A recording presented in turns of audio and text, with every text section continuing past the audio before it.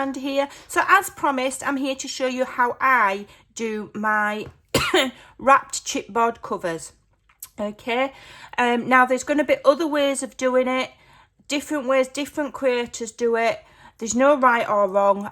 This is just how I do it, and I'm sharing to maybe help somebody that's never made one before, or maybe you struggle, and I can give you some tips. Okay, so I'm not saying this is the way of doing it. I'm saying this is my way of doing it before anybody trolls me.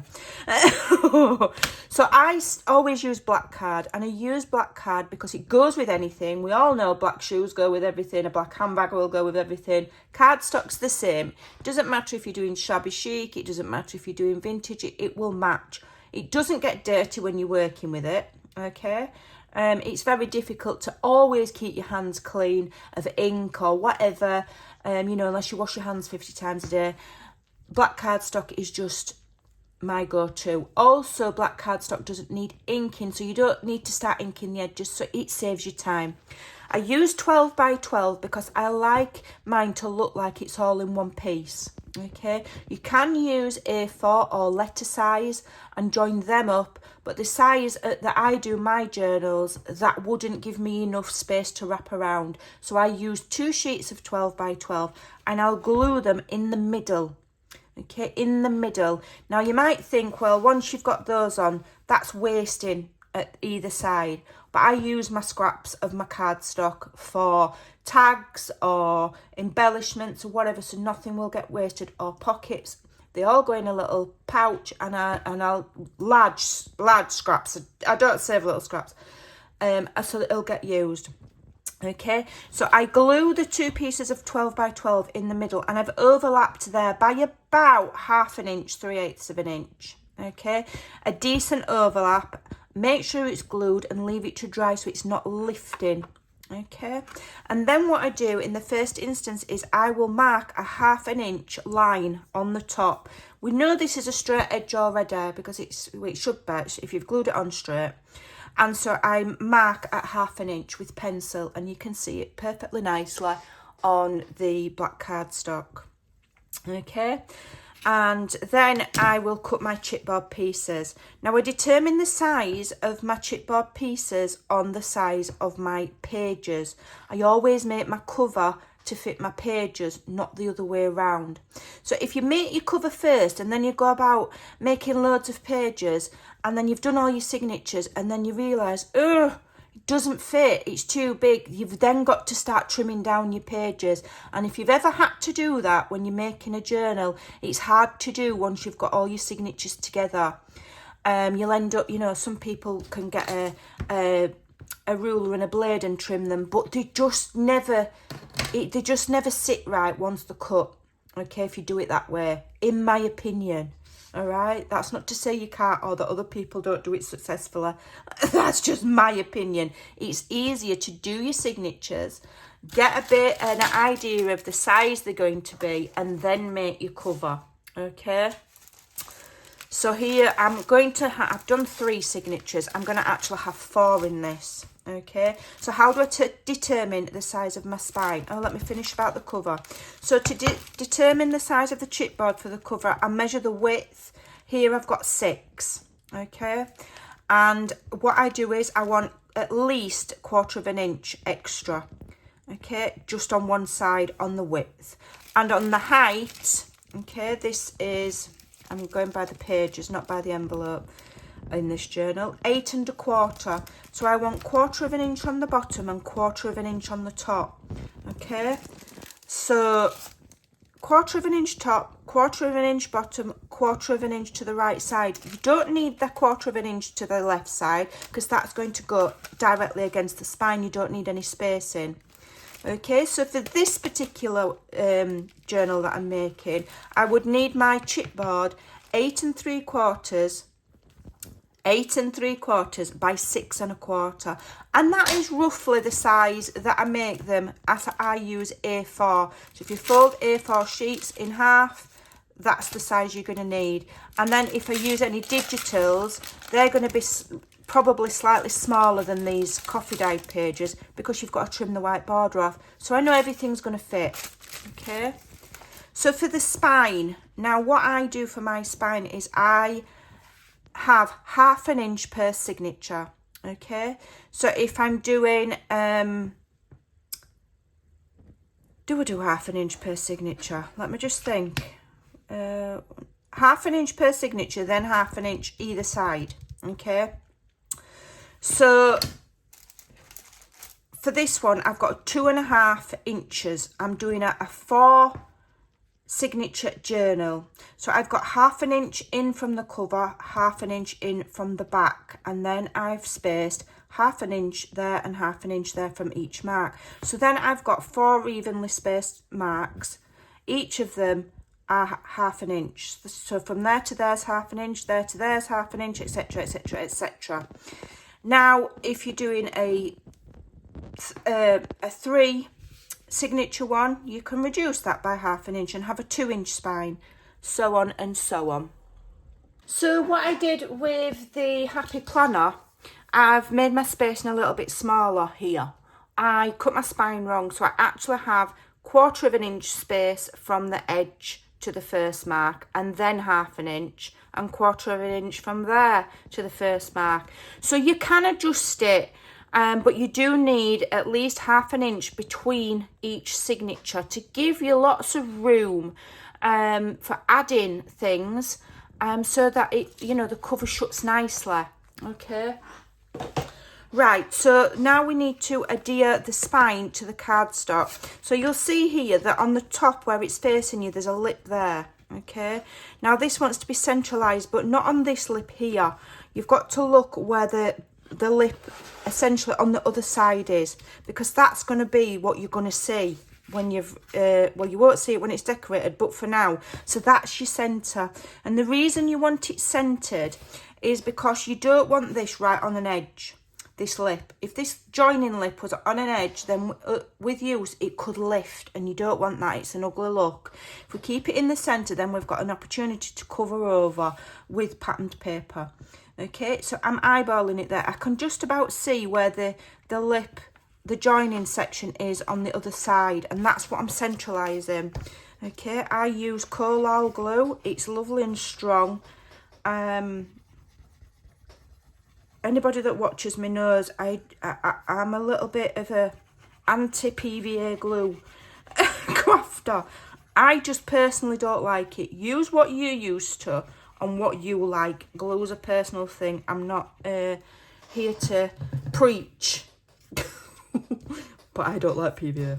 Right, so so I'm centralising that up to my line that I've made, so it should be nice and straight. Preparation's really key. If you do all the preparation and take time, everything else will just follow super easy.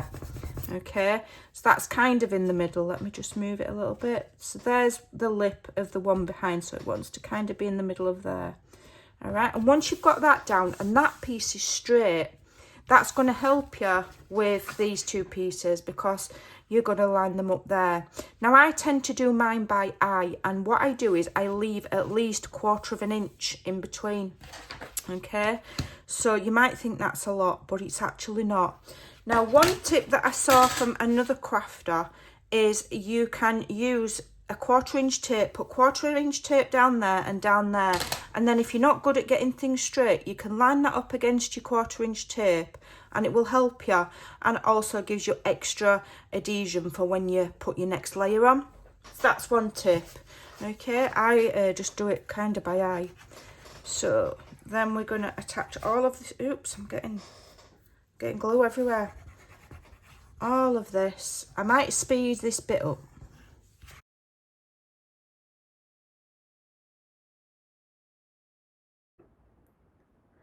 So I'll take the opportunity, whilst we're just fast forwarding this bit, to apologise for my big head in the way. I've got the camera up a lot higher today than I normally do, so you can see the whole project. So unfortunately you're going to get a few views of my bird nest head. I am ever so sorry. But you can still see what I'm doing. Okay, so then what I do is I will get my ruler and I will draw a 1/2 inch mark there. Left, right and bottom. Okay, so I'll speed this bit up.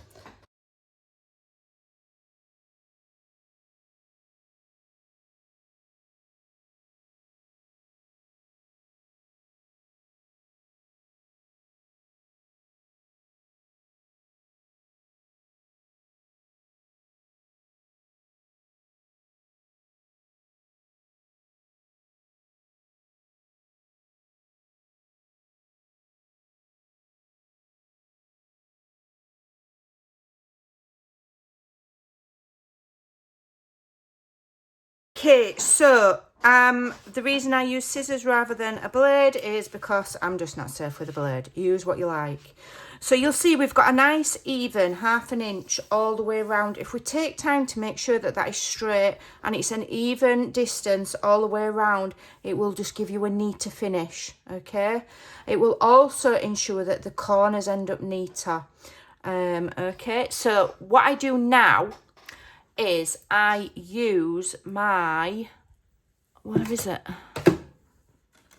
Mitering tool, which has disappeared. Let me find it. Here we go. Nothing more annoying than watching a crafter searching the craft room for stuff. So this, if you're looking, I got mine on Amazon. My friend Karen helped me find it. It's called a book binding mitering tool. And what this will do is make your life easier, make your work neater. It's not essential, it's just what I use because I cut 1K. And basically it's a number 2, so that's for 2-inch chipboard, but I just use it for everything. Unless it was really thick, then I'd use something else. And basically that goes on the corner of your chipboard, okay? And then you can make a mark and cut it, and it will give you the right angle, and it'll give you the right spacing. If you just see, you need spacing between the chipboard and where you've cut, so that when you fold over and wrap, this corner's not exposed. And if you don't get this quite right, you'll have an ugly gap. Now, if you end up with a gap, it's not the end of the world if you use black cardstock, because what you can do is, if you've got an ugly gap, you can, I can't find one, but let's pretend this is a black Sharpie. Just colour it in with a black Sharpie, okay? It's not the end of the world. All right, so I will just mark this on all of my corners. You can obviously, if you're confident, you can cut it by eye. I always say things don't have to be perfect, but when it comes to making the covers, I always think that if you've got a good base and you've done it right and it looks tidy, then it's just, you're on to a winner, aren't you? You can't go wrong. So then I cut, and I'll cut just underneath where I've made that mark. And it also helps me cut that straight, okay? So that then when you fold them over, you know, these will meet up, and you won't have one down here and one over there, okay? Let me just make sure that that don't look right to me. Let me just do that again. No? You know when you look at something and it just doesn't look right? So I'll just cut these off. Like I say, you can do it by eye, but make sure you leave a small amount of cardstock between the chipboard and where you've cut. Alrighty. So then what I do is I will get my ball tool and I will just run all the way around the edges. I'm not touching the spine. We'll leave the spine alone. And that's just going to help me fold that cardstock really. Okay. If you don't have a ball tool, use something that's blunt, rounded edge so it doesn't tear your cardstock. Now, if you're not confident that your cardstock is a good quality cardstock that you've worked with before and you know it's not going to break or split, any scoring and folding, do gently. Okay, because a poor quality cardstock will split. Okay. Now, what I sometimes will do here is I will add Tyvek on the hinges before I layer over my paper. Okay, in this instance I don't think I'm going to, because I might be using this new fabric tape, and I might just layer that over the spine there to strengthen it. But I don't always think it's 100% necessary with journals, because the ones that I've made, when you're layering over with cardstock, the weight is on the spine, not on the hinges. So I've never had one that's torn. So whether you want to strengthen that spine, I don't know. I can't decide whether to use this or not, or whether it's going to add bulk, because I've not used it before. I'm going to wait. And use this on another video, because it's a new product to me and I'm not 100% sure. So we're going to do it without, but you can add Tyvek or whatever else to strengthen there if you want. So then all you need to do, obviously, is start and crease your cardstock along the edges, okay? All right, so once we've creased them along the edges, we're going to add glue to the edge of the chipboard, okay, and to the cardstock.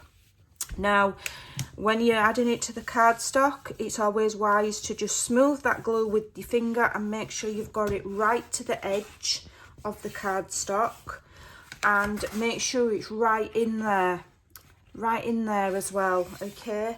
But you don't need heaps of glue. All right, now I may well just fast forward this bit apart from doing the corners.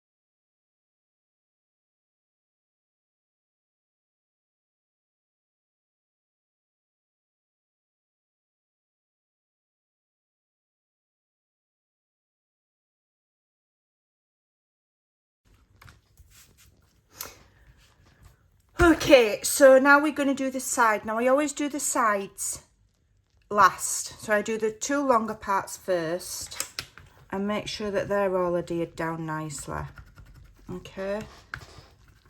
Make sure that that in the gusset is really firmly down. You can just lift it ever so slightly, but don't be tempted to go and start folding it in the creases yet. So again, same process. We're going to add glue on the chipboard, okay, and I always give it a minute to get tacky or smooth it out with my finger. A bead of glue along the edge of the chipboard and then on the cardstock. Now what you want to do here is you want to make sure you've got plenty of glue in this corner section, okay, and give it a minute to soak into the card so that it's nice and soft, and then it'll make it easier. So what you want to do here, so where the long section is, where it protrudes ever so slightly, you want to just get your bone folder in and you want to, is that right, or do I need to do it this way? No. So on the short edge, sorry, where the corner is, flatten that down, okay? Just, you'll see it poking out, you want to flatten it down. And the same here, okay? You want to flatten the corner, kind of tucking it in and flattening it down. There we go. I've done that one more successfully than there. Now this can take a little bit of practice, okay? Don't worry about it. But it needs tucking in so that you can fold it over nicely. If you do it while your cardstock's wet, so all you're doing is you're kind of getting your bone folder there and you're pushing that excess in the corner there and you're pushing it flat, okay? And here. And flat, so that then when you fold this section up, okay, it's kind of that corner's tucked in and it's not protruding. Okay, there we go. That's fairly neat.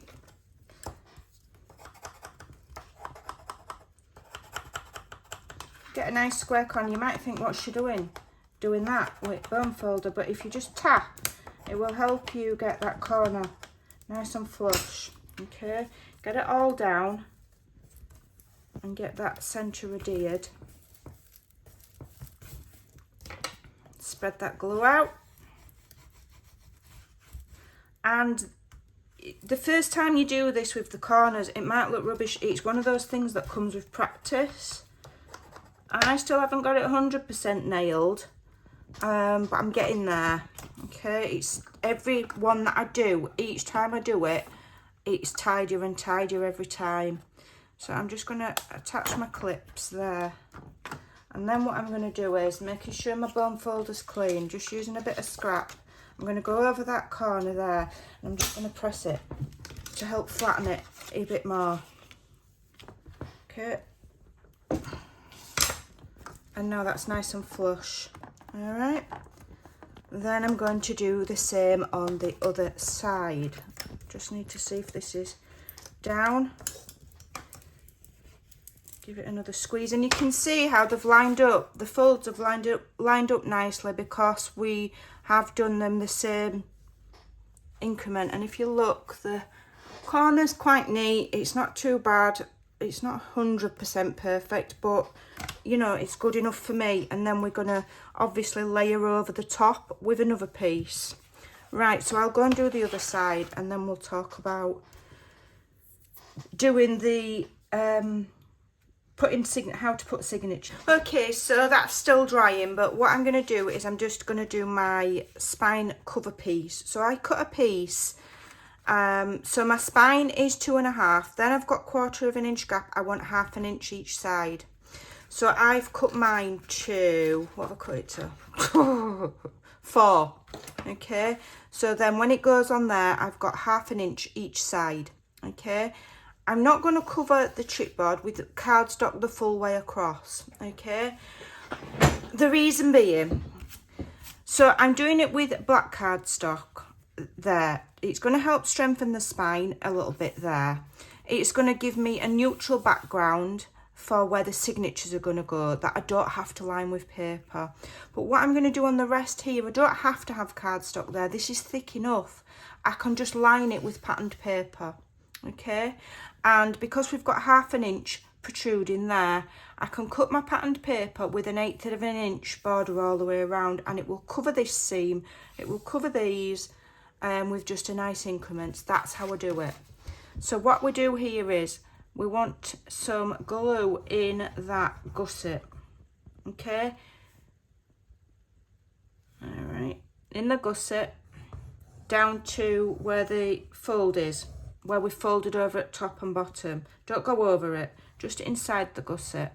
Okay, and then we're going to glue the chipboard again, only where the chipboard's showing, not where the black cardstock is.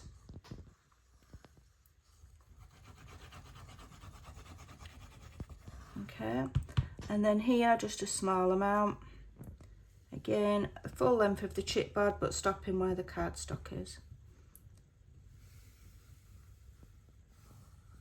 Okay, as I say, you can cover it in one full piece if you want, but for me that's using cardstock that's not necessary. You've got a chipboard cover, you don't need any more strength, you can just cover over that with pattern paper.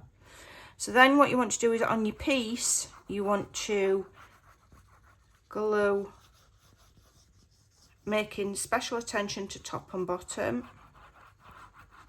Okay,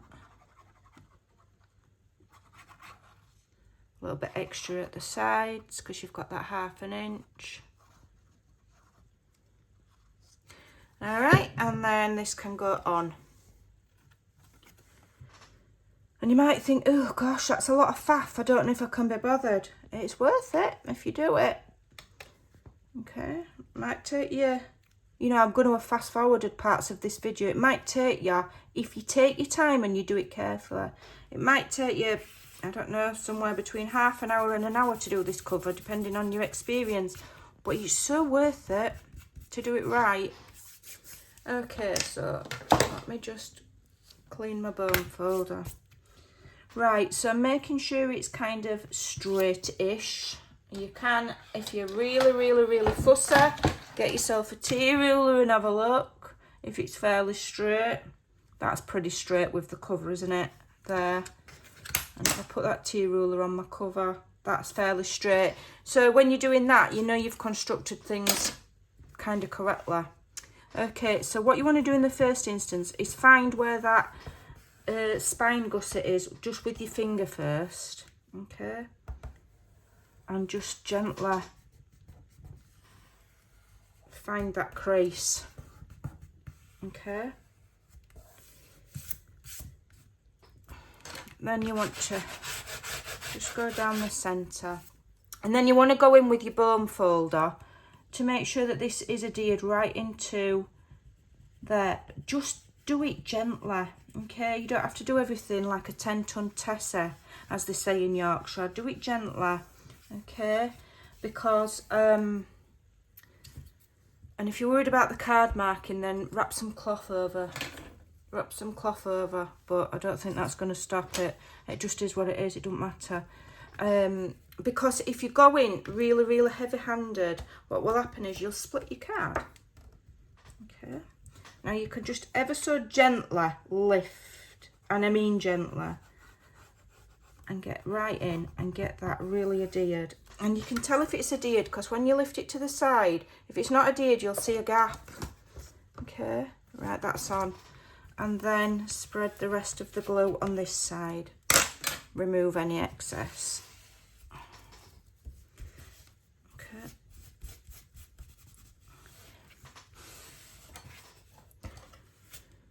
And the same here. I'm getting glue everywhere. I'm a bit heavy-handed with glue. Less is more with glue. I end up spending most of my time wiping glue away. So let's have a look if I've got a gap showing.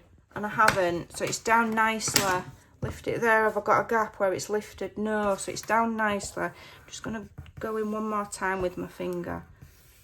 And I rather take time and use my finger than a bone folder, because the warmth of your hands will help shape the card and mould it. And then you want to spread that glue out, removing any excess, but it does dry clear, but I still like to get rid of any excess because it just gives for tidy work. And because I like to sell my journals, or indeed even the ones that I gift, because they're not for me, I like to take time over them. So that is our journal cover. Now we're still not going to start trying to bend that spine until that glue's dry. Okay, so now this is where you want to decide. Now if you were sewing your signatures in, you would sew it into this bit, okay, and then glue it on, So this strip here that's 4 inches, you would find your 2.5 inch, make a mark, and then do the, how I showed you, 1/2 inch in, 1/2 inch in, then 1/2 inch between each space, okay. And you would sew your signatures into here first and then glue it on. If we're going to do the Midori style, what we want to do is, I'm going to find the edge of my spine, which is there, which is 2.5. I'm going to mark in at 1/2 inch from the back, 1/2 inch from the front,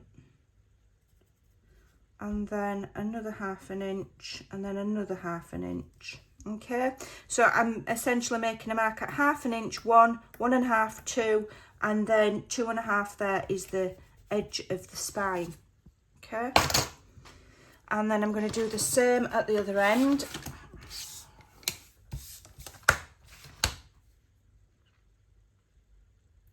Let me just find my bearings. Where's my spine? So, like that. 1, 1.5, 2, 2.5. Okay, that's right. And then I'm going to get my crocodile and make my holes. So I'm using the larger hole. Let me just make sure I don't have any excess cardstock in there. Now what I'm going to do is I'm going to be using 4mm eyelets. Okay, so I want them quite close to the top. I don't want them too low down. If I have them too low down, say there, then when we pull the elastics, it's going to pull on the pages. So I want them about there. Okay, so let me just make that mark. Can I get my pencil in there? Yes, I can. I want them about there.